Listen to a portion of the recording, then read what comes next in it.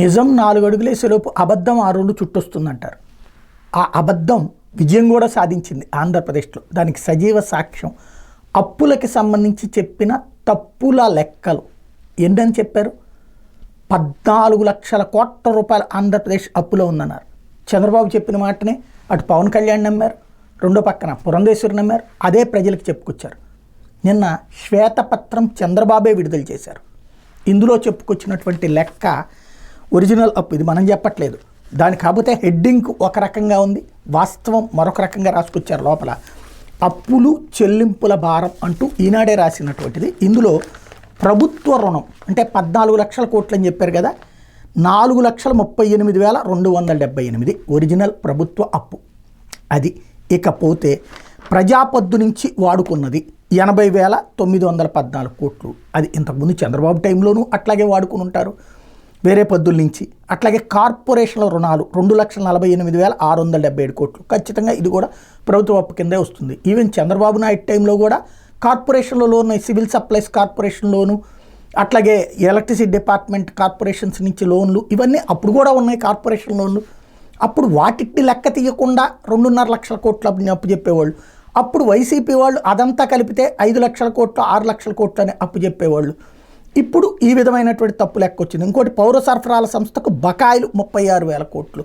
చంద్రబాబు టైంలోనూ అట్లాగే బకాయిలు ఉన్నాయి ఆయన దిగిపోయే నాటికి. అట్లాగే విద్యుత్ రంగ బకాయిలు 34,267 కోట్లు. చంద్రబాబు దిగిపోయే నాటికి కూడా అట్లాగే ఉన్నాయి విద్యుత్ రంగంలో బకాయిలు. అట్లాగే గుత్తేదారులు సరఫరాదారులకు చెల్లించాల్సిన 1,13,244 కోట్లు చంద్రబాబు టైంలోనూ ఉంది కదా. ఒక్కసారి నేను చెప్పేది అబద్ధమైతే గుర్తు తెచ్చుకొని కోర్టులో కేసులు ఎందుకు వేశారు జగన్ ప్రభుత్వం మీద?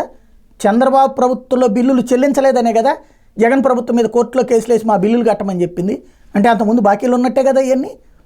ఎంత ఒక్క అమరావతిలోనే 43,000 కోట్లు, రాష్ట్ర వ్యాప్తంగా ఆ రోజు కూడా 1,10,000 కోట్ల రూపాయలు అప్పులు ఉన్నాయి.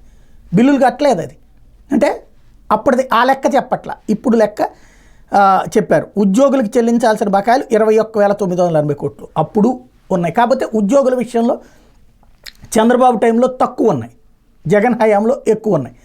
లేకపోతే సిక్కింగ్ నిధికి విరాళం ఇవ్వకపోవడం 1,196 కోట్లు. అదేందో అర్థం కాలేదు. విరాళం ఇవ్వకపోవడం కూడా అప్పు కిందకు వస్తుందని కొత్తగా రాసుకోవాల్సి ఉంది. అప్పులు చెల్లింపులు మొత్తం భారం కలిపి 9,74,000. అంటే ఇక్కడ కూడా ప్రజల్ని తప్పుదోవ పట్టించడమే. ఇది సాధారణ ప్రజలకు అర్థం కాదు కాబట్టి జగన్ని ద్వేషించే వాళ్ళకి అర్థమయ్యడానికి 9,74,550 కోట్లు. పోనీ అక్కడ చూసుకున్న 5 లక్షలు తప్పు అబద్ధం చెప్పినట్టే.